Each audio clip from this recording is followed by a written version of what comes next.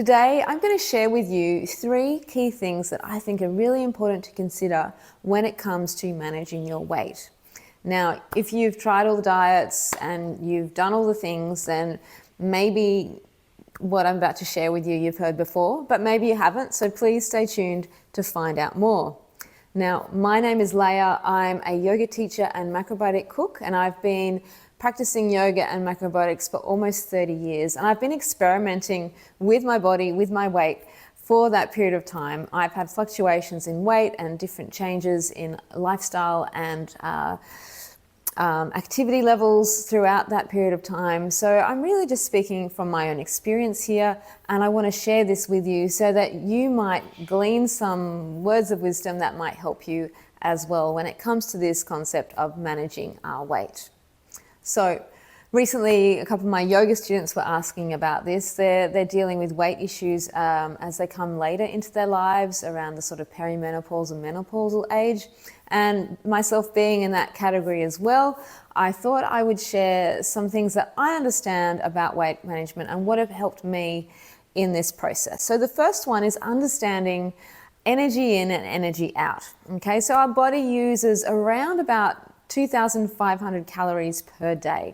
And I was reading Ultra Processed Food by Chris Van Tulleken last year, and there was this interesting research where he explains that whether you lead a sedentary lifestyle or a very active lifestyle, your body is still going to use that 2,500 calories per day. So that's this sort of baseline amount of calories that we're going to build. We're not generally going to burn more than that or less than that, because the metabolic functions of the body require that amount of energy. And interestingly, even if we exercise more, the body still maintains this baseline of calorie burning, but it switches off different parts of the body to take that energy from other places.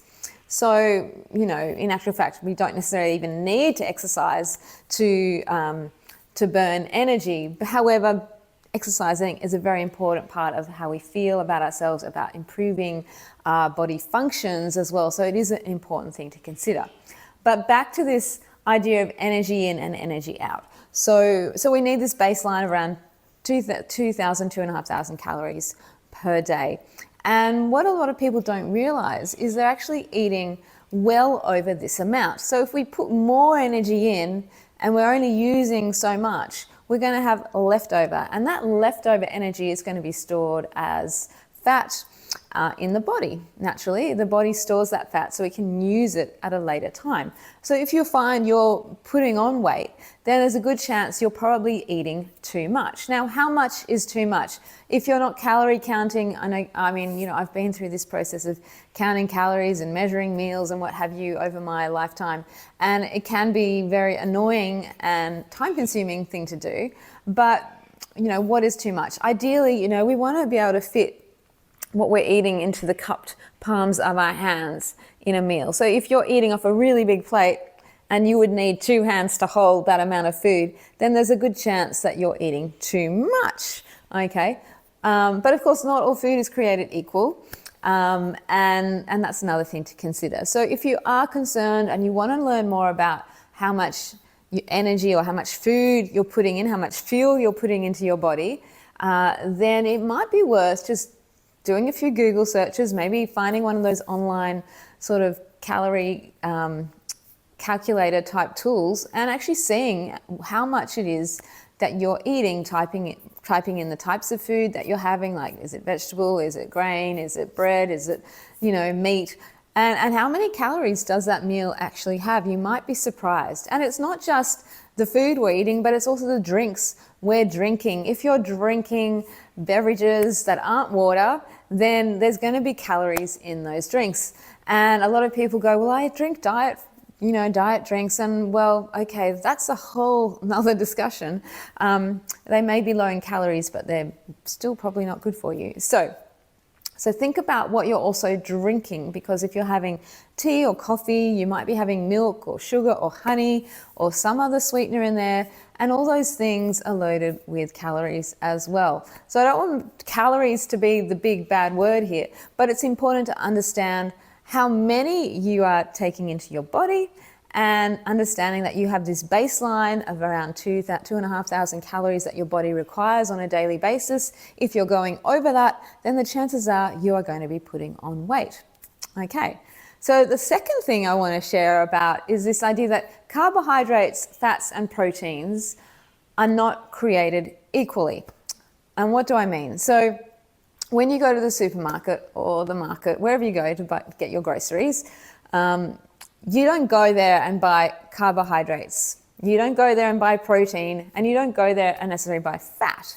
What you do is you're buying products. You're buying rice or pasta, or you're buying, pumpkin or sweet potato, or you're buying broccoli or cabbage, or you're buying pre-packaged meals, or pasta sauces in jars, frozen vegetables, I don't know, whatever you're buying, ice cream, dairy, everything. Everything is made up of all these components. So you don't specifically go, I'm going to eat carbohydrate. You're going to be eating maybe rice, which is a mixture of carbohydrate, fat, and protein.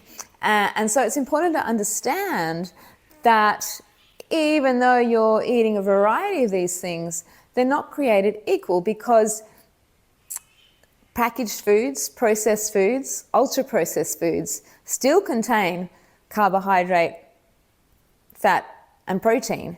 However, because they've been so over-processed, they're not the same as a carbohydrate, fat, or protein that you would get, say, from eating sweet potato, okay, or an avocado. So the more natural, less processed foods have better quality carbohydrates, fats, and proteins, and they're going to be easier for your body to process and digest. If you're eating processed foods, cakes, cookies, biscuits, crackers, prepackaged meals, takeaway foods, all the things on this side, not the good things on this side, then your body is going to struggle to break those things down. They're going to be higher in calories, most probably.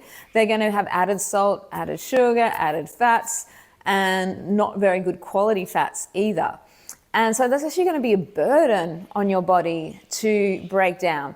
And it's going to store perhaps toxic chemicals inside your body as well, because of the chemicals in those products. Okay, so read your labels.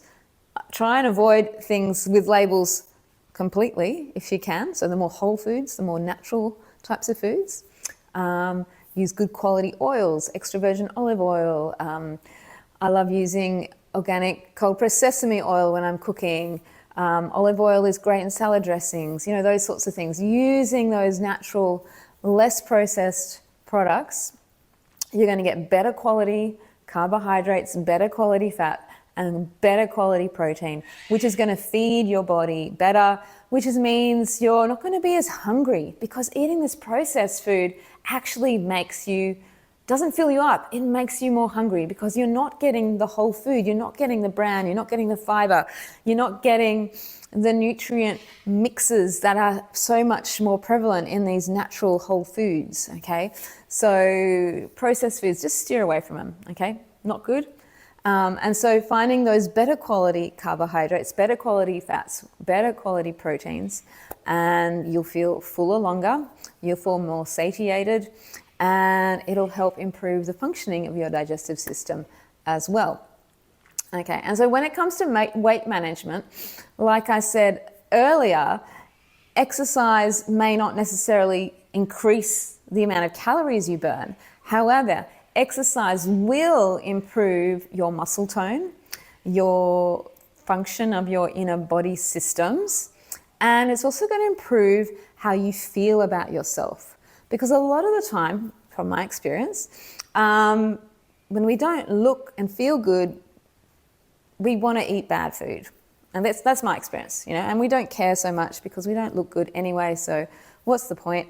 But when you start exercising and you start to get those, beautiful, exercise highs from all the different hormones circulating through your system, from your muscles being used, from the bloods and energy and oxygen circulating through your body as a result of movement, then you start to feel better. And when you start to feel better, your body naturally wants to eat better. And maybe those ultra processed foods don't actually taste as good anymore.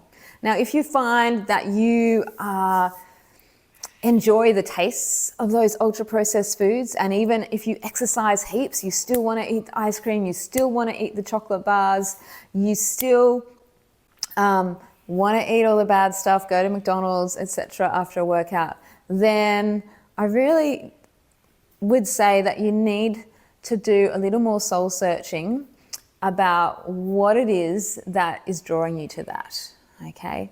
That might be a bit confronting, but I want you to understand that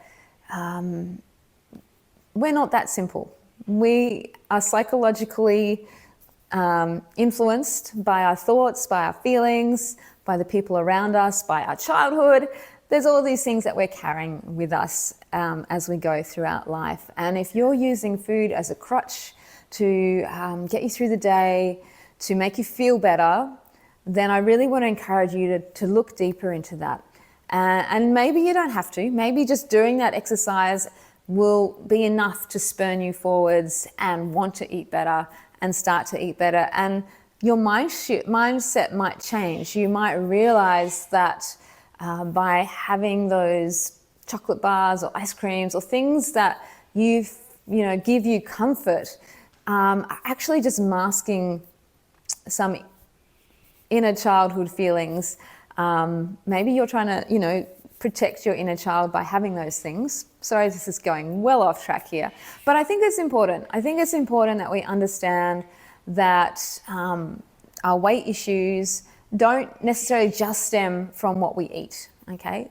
It's also the mind behind it. And, being someone who's had borderline eating disorders throughout my life, I understand that there is a whole psychology around it as well. So it's very important that we treat ourselves with kindness, but we don't kill ourselves with kindness. So we don't want to kill ourselves by eating the ultra-processed food. Yeah, we want to love ourselves and give ourselves the correct nourishment so that we can thrive and feel good and lose the weight if that's what we're struggling with. All right, so at the end of all this, I'm hoping that you might find one thing that you can take away, whether it's this understanding of energy in, energy out. Are you actually just eating meals that are too big? Do you need to stop when you're 80% full? Can you chew your food a bit more, a bit longer so that you eat slower? And that way you might feel fuller before you've actually finished. Maybe you've got this idea that you have to finish everything on your plate because there's people starving in the world, and I get that. However, if you're just doing that because you don't want to leave a few mouthfuls on your plate and you feel you have to eat it, then maybe pause, breathe, take a breath, let it go, and put the unfinished food in a container in the fridge if it's able to be kept, or give it to your pet if it's okay to be eaten by your pet, or put it in your compost bin and just return it back to nature. All right, so we don't necessarily have to eat everything on our plate. I know I've had issues with that too. I've been through it all, trust me. So what's one thing you can take away from today? Maybe it is this understanding of carbohydrates, fats and proteins not being created equally, and being more aware of that our natural sources of foods have better balances of these components in them, and that because they are whole foods, they have all the essential nutrients and minerals that we need. And if we take out the processed foods, which is still a combination of carbohydrates, fats and proteins, but aren't put together naturally, they've been created by humans in a machine, in a factory, there's different energy, and those things aren't going to feed your body as well as the things that are growing naturally.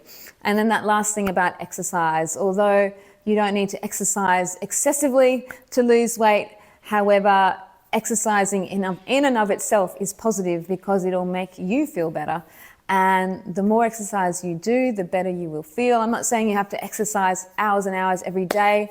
At least a half an hour walk. If you can get a mixture of exercise in up to 2 hours a day, you're well on the way to feeling better. So mix it up, do some things different, do something you love. If there's some sport or activity that you've always wanted to do, last year I was doing tap dancing, that's a great example of doing something you love, doing an energy generating activity. It generates energy in the body. It makes the energy shift from one place to another, and it's going to help relieve stress. Okay, that's a really important factor. A lot of people have very stressful jobs.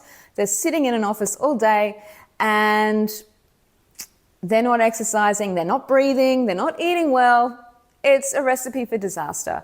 And if that's something, maybe you're into the later stages of your life where you may be semi-retired or retired, but you're still, not eating so well, not exercising enough, these are some things we can look at. So take one thing, have an experiment. Like I said, I've been experimenting with all this stuff for almost 30 years, and I'll be 50 in a couple of years, and I think I've actually been experimenting long before that. But what I'm trying to say is that if you can just take one of these ideas, let it marinate inside your mind, think about what you can do, how you can approach it, and then see what happens. Give it a few weeks, take it through a few stages, and then see maybe something shifts. Maybe you notice a change. And if you want some one-on-one coaching or advice in relation to this, please get in touch. I'm more than happy to work with you on a one-on-one basis and coach you through this process if that is what you would like to do. All right, thank you so much for watching. I hope this resonates with you. If you've made it this far, you're awesome. I love you, I appreciate you, and I wish you a wonderful day wherever you are in the world. And I look forward to seeing you in another video real soon.